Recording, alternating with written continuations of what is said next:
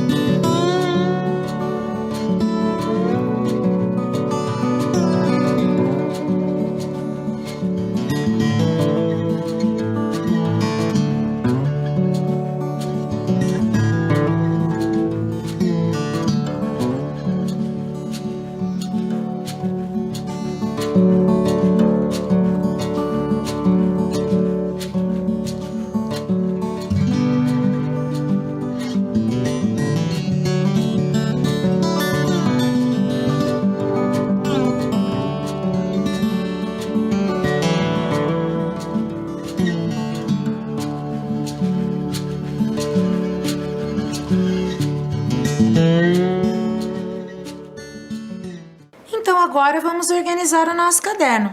Coloquem lá a data de hoje, práticas celebrativas, ensino religioso. Eu espero.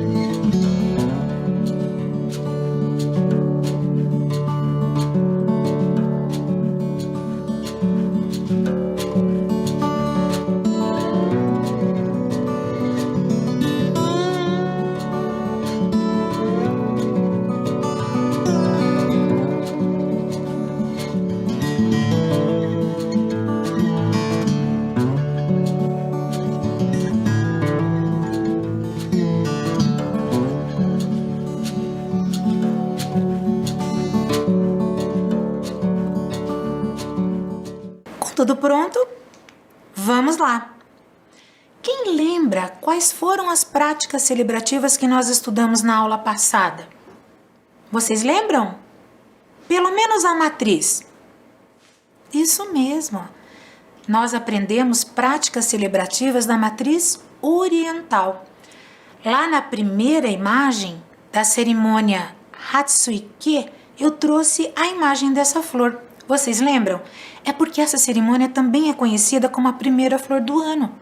Nós aprendemos que nessa cerimônia a beleza da flor pode transmitir paz. A paz necessária para que a gente possa avaliar todas as ações do nosso dia a dia. Tudo que a gente faz tem um simbolismo, tem uma importância, mesmo as coisas mais simples, como olhar, como admirar uma flor. E a outra imagem é da cerimônia do Vesak. Nessa cerimônia, todas as pessoas que participam levam flores também, mas como oferendas. O principal dessa cerimônia é meditar e ouvir palavras dos líderes e das pessoas dessa comunidade. E também, como mostra aí na imagem, existe o banho do bebê Buda. Isso mesmo, o Buda é o fundador do budismo e ele é representado por essa estátua, onde as pessoas chegam próximos a ele e com uma concha dão banho nessa imagem. Às vezes com água, às vezes com chá. E vocês lembram? Sempre para agradecer ou para fazer pedidos. Na aula de hoje, como nós já vimos todas as matrizes, nós vamos pensar um pouquinho nos elementos que foram utilizados nessas práticas celebrativas que nós estudamos. Foram muitos os elementos. Quando eu comecei a olhar o planejamento de todas as aulas, eu pensei, não deu tempo de falar muito sobre eles. Então, na aula de hoje, eu reuni esses elementos e nós vamos conhecê-los um pouquinho melhor. Eu olhei todos os planejamentos e pensei, os elementos mais comuns às práticas que estudamos foi a primeira, a ação coletiva para adoração, agradecimento e aprendizado. Essa ação é a mais comum em todas as cerimônias. Todas elas reúnem pessoas e celebram algum momento, fazem uma reunião diferenciada, feliz, alegre por estarem ali. E essa ação é comum em todas. E o local? O local não. O local ele pode ser num lugar construído, pode ser num lugar natural. As construções são feitas de maneiras diferentes conforme cada religião. E a música, o canto e a dança? Nem sempre todas estão presentes em todas as cerimônias, mas com certeza na maioria delas. Assim como alimentos consumidos, às vezes em quantidades diferentes, com certeza com simbologias diferentes, mas também existe a presença desses alimentos. E é isso que hoje nós vamos ver com mais detalhes. Então vamos para o primeiro, o local. Eu trouxe aí algumas imagens de locais considerados sagrados. Vamos olhar bem a tela e prestar atenção. Essa imagem central, vamos começar por essa. Alguém lembra? Que espaço sagrado é esse? É um templo evangélico. Ele também é conhecido como igreja. Os cultos dessa religião acontecem nesse espaço. Só nesse espaço? Não. Nós estudamos que a igreja evangélica, ela reúne muitas pessoas e às vezes não possuem próximos àquele bairro ou local uma igreja construída com esse objetivo. Então eles chegam a alugar teatros, escolas, salas polivalentes de escritórios onde eles podem se reunir, porque o mais importante é eles estarem juntos para estudar, orar, meditar e aprender. Prestem atenção aí agora numa outra imagem, aquela ali embaixo com essa fachada verde. Vocês lembram quando eu falei desse lugar sagrado? Muito bem, ele é um terreiro de Umbanda, que também recebem esse nome de centro espiritualista ou templos, né? Casa de Umbanda. Esse é um espaço também diferenciado porque não é construído próprio para esse objetivo de reuniões religiosas, mas ele é considerado sagrado, porque mesmo sendo uma construção onde os seus fiéis reaproveitaram esse espaço, que já era construído antes mesmo deles chegarem ali, ele é considerado sagrado porque é o local que eles utilizam para fazerem as suas cerimônias. Ele é um terreiro de Umbanda. Acima dele nós temos uma outra construção. Qual seria? Isso mesmo, é uma igreja católica e ela foi construída com esse objetivo, com o objetivo de reunir as pessoas dessa religião. Vejam agora essa imagem lá embaixo, com aquele céu todo lá em cima. Qual vocês acham que é essa imagem? Isso mesmo, é um templo budista. Vocês viram que ali tem algumas características da cultura oriental? Então, esses 3 espaços que eu falei para vocês foram construídos e aquele espaço de Umbanda que realmente foi reaproveitado. Mas faltou uma imagem dessa tela. Qual é? Isso mesmo, é a natureza. A natureza ela está presente em todas as organizações religiosas, mas para a religião afro e para a religião indígena, ela é muito acentuada. Eles acreditam que a união da natureza com o conhecimento dos humanos fazem com que essa mistura traga muitas bênçãos, muitas aprendizagens, muitas energias positivas. E também, falando da natureza, a matriz oriental tem uma forma particular de se aproveitar da natureza para poder ter todas essas sensações positivas, mas levando a natureza para dentro do seu templo. Nós já vamos ver como. Outra coisa, outro elemento que eu trouxe para vocês é o altar. O altar é um espaço dentro desse espaço sagrado que estão presentes em quase todas as celebrações. Eles contêm objetos significativos, que são diferentes de religião para religião. Para os cristãos, por exemplo, quando eles pedem uma bênção especial, é muito comum eles se aproximarem do altar, que é esse que aparece aí na primeira imagem. É lá no altar que acontecem os casamentos, os batizados, a água benta que o padre eleva para os seus fiéis, é ali que é abençoada. Existem velas. Algumas pessoas, depois da missa, se aproximam desse altar para fazer uma oração especial. Esse local, para os católicos, é um local onde eles se sentem mais próximos a Deus. E nesse altar, olha só, na pesquisa que eu fiz, quantas coisas podem ter lá nesse espaço.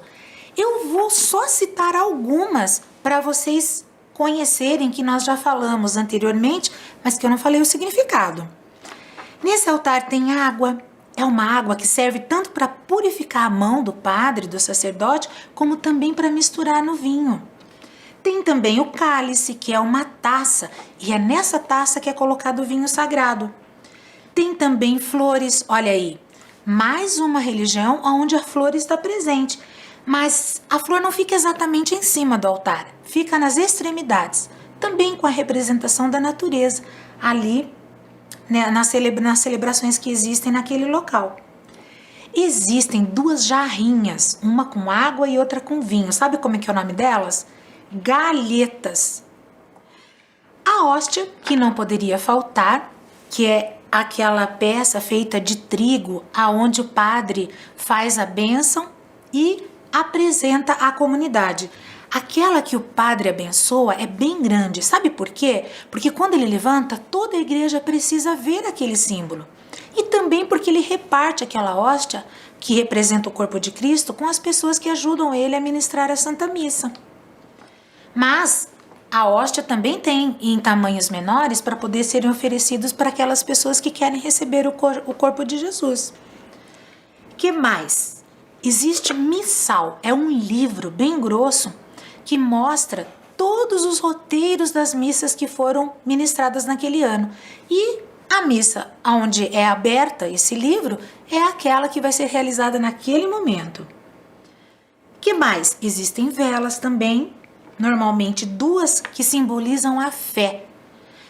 Para as religiões, as pessoas que se deslocam para estarem lá nas suas cerimônias precisam acreditar naquilo que elas estão ouvindo, precisam aprender sobre aquilo. E isso significa ter fé. Se for para ir numa celebração e não acreditar, não tem razão de estar lá. E por último, o vinho, que eu já falei para vocês, que ficam na jarrinha e no cálice e são abençoados, e que também significam o sangue de Jesus. A segunda tela que eu trouxe foi de um congá. Nós também já conversamos sobre esse altar quando falamos sobre os terreiros das religiões afro-brasileiras. O congá, ele também possui vários objetos, ele é o ponto principal dos terreiros e ali existe uma energia que constantemente é renovada pelas pessoas que ali estão administrando a celebração. Ali eles possuem objetos imantados. Vocês já pensaram nessa palavra? São objetos carregados de significado, são objetos abençoados, cheios de energia. No congá também tem velas, flores, copos com água, pontos riscados, que são desenhos que representam cada um dos orixás, pedras, imagens.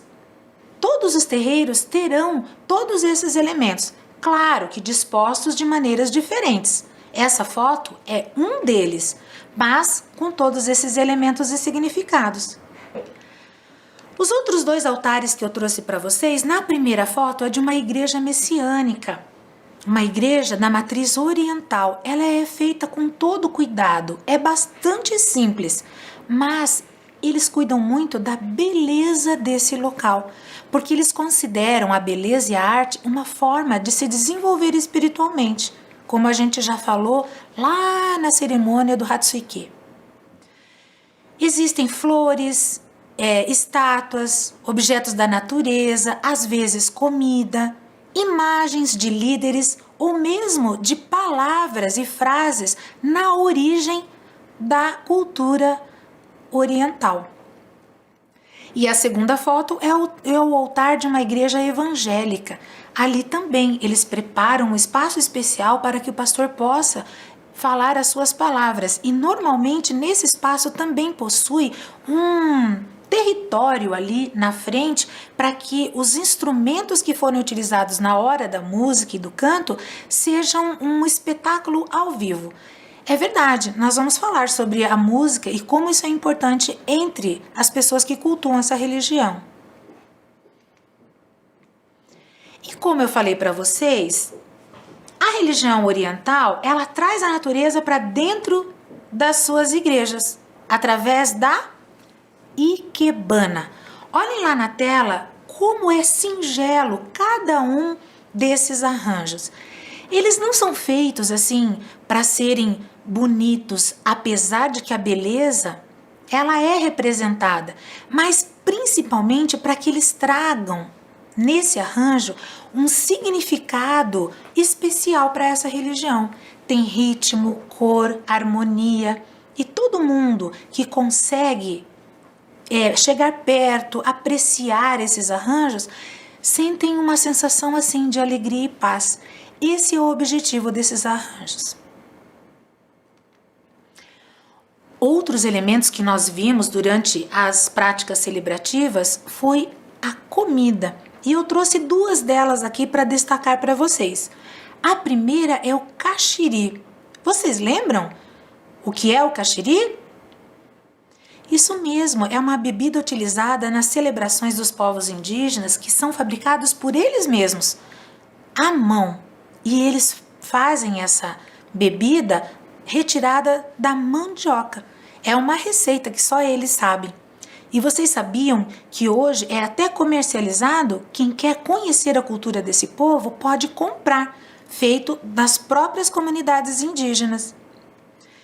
Essa segunda foto representa o pão e o vinho, que, como eu já falei que eles estão presentes no altar, eles representam o corpo e o sangue de Jesus. Na Bíblia existem várias histórias, mas talvez a mais contada é essa. É a peregrinação que Jesus fez é o sofrimento que ele passou e que ele foi crucificado. E tudo isso que ele fez foi para nos defender, para salvar as pessoas a terem a esperança de uma vida eterna. É uma história muito bonita.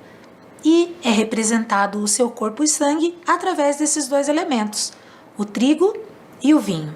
Nós também falamos dos livros sagrados, que também podem ser chamados de sagradas escrituras ou simplesmente escrituras. Não estão presentes em todas as religiões, mas eu destaquei essas duas que eu trouxe aí na foto para vocês. As duas primeiras é da Bíblia. Lembra que eu conversei com vocês nas aulas anteriores falando que esse é o livro sagrado dos cristãos?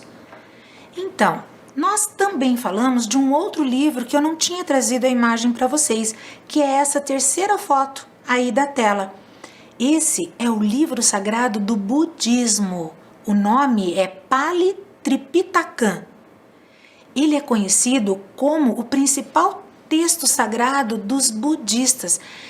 No livro sagrado da Bíblia dos cristãos, existem muitas passagens da vida de Jesus. E nesse livro sagrado do budismo, existem muitas passagens da vida de Buda, o iluminado, o príncipe Siddhartha Gautama, que nós já conversamos nas aulas anteriores sobre ele. Nesse livro do budismo, existem os sermões do Buda. O que seria isso? Quando ele reunia as pessoas e conversava com todos sobre os seus ensinamentos, ele falava várias coisas que foram escritas nesses livros, para que essa cultura e esse conhecimento não se perdesse. Essa tela eu trouxe para vocês porque nós falamos muito das divindades das religiões. Então tem aí os orixás, o Siddhartha Gautama, que está sentado à base dessa árvore, e também Jesus. São seres que, conforme as suas religiões, são considerados sobrenaturais, são símbolos, líderes, fundadores, que existem um poder superior a nós, um conhecimento maior. E através das imagens, muitas vezes tidas como semelhantes a nós, né, seres humanos, eles são representados dessa forma. Eles são cultuados, eles são considerados divinos. Eu trouxe essa curiosidade sobre a cruz, que foi o que nós conversamos na aula anterior. Lembra quando eu falei para vocês e mostrei essa primeira cruz, que normalmente ela está representada na frente das construções dos espaços sagrados da religião cristã evangélica? Então, o nome dessa cruz é cruz latina, é a mais simples de todas. E ela simboliza a crucificação, essa história da morte de Jesus. Mas como ela não tem nenhuma imagem presa a ela, ela não representa só a morte de Cristo, ela representa também a sua ressurreição. Uma história muito contada antes da Páscoa, né? Que Cristo morreu na cruz e de lá ele foi retirado e ressuscitou. A segunda imagem já traz a presença do corpo de Cristo. Essa imagem é um pouco mais triste porque ela lembra mais o sacrifício de Jesus. Mas apesar de ser triste, ela é muito importante, porque isso reforça os ensinamentos que essa história nos traz.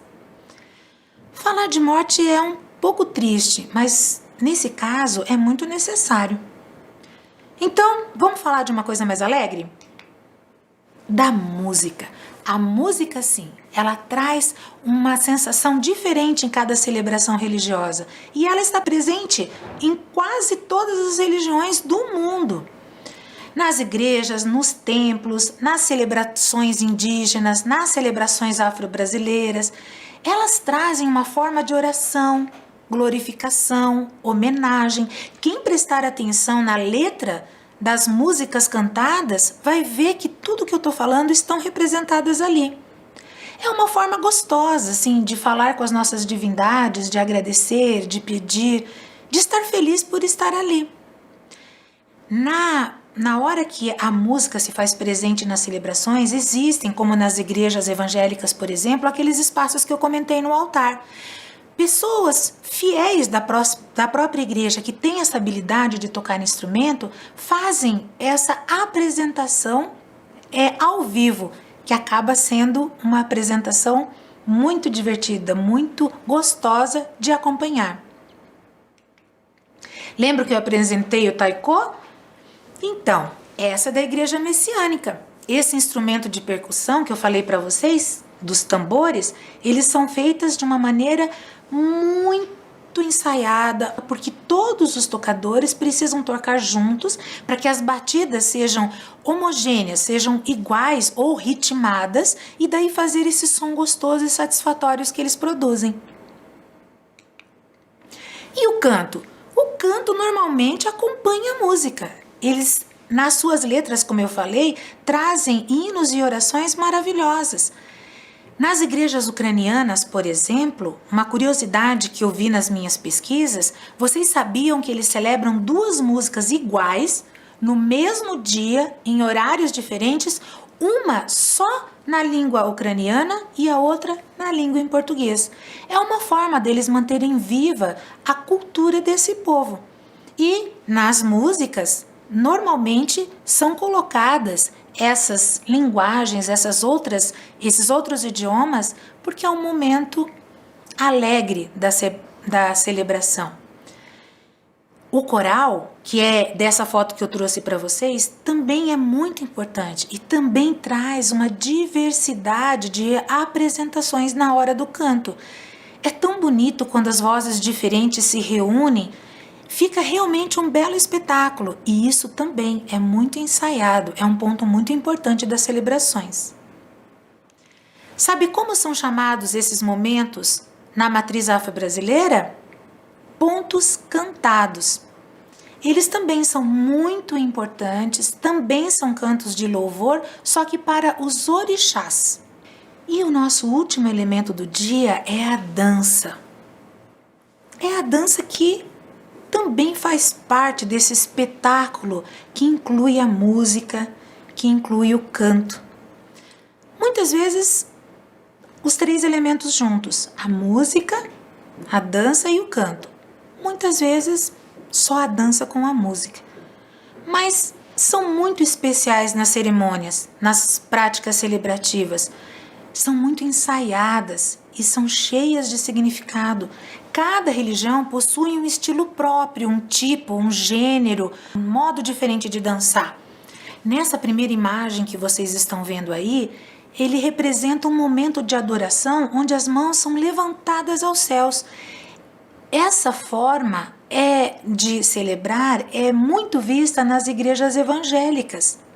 E dançam individualmente, não em grupos, mas adorando as suas divindades e sentindo o som, a música desse momento. Na segunda foto, já deu para ver, né? É do povo indígena. O povo indígena faz a dança não só para celebrar, também para agradecer, também para pedir bênçãos. Eles dançam com uma simbologia incrível em cada uma das danças. Lembra que a gente comentou que até as pinturas corporais são diferentes de dança para dança? Pois é, tudo é preparado com muito detalhe. E a terceira é a foto de uma dança, de um cerimonial lá na Índia. Olhem lá quantas dançarinas, quantas cores, quanta preparação precisa existir para que essa dança seja homogênea, bonita, igual. Imaginem a preparação para tudo isso. São realmente pessoas que também se dedicam a essa arte, assim como os músicos aos seus instrumentos, as dançarinas às suas danças.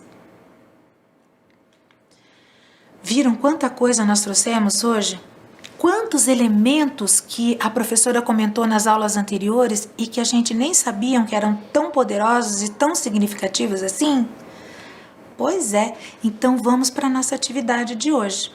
A nossa atividade de hoje vai ser um registro. Lembra que lá na primeira aula de práticas celebrativas nós registramos sobre a matriz ocidental, a qual a gente estudou? Então agora nós vamos registrar sobre as outras matrizes para que o nosso caderno fique bem completo. Copie em seu caderno o significado das práticas celebrativas que conhecemos. Como nós já copiamos da ocidental, nós vamos copiar agora da matriz afro-brasileira, das celebrações indígenas e da matriz oriental. Olha lá como vai ficar. A gira acontece nos terreiros de Umbanda. As celebrações indígenas comemoram sua relação com a natureza e as celebrações orientais buscam a elevação espiritual das pessoas. Assim o nosso caderno vai ficar bem completo. Eu aguardo. Olha o capricho nessa letra, hein?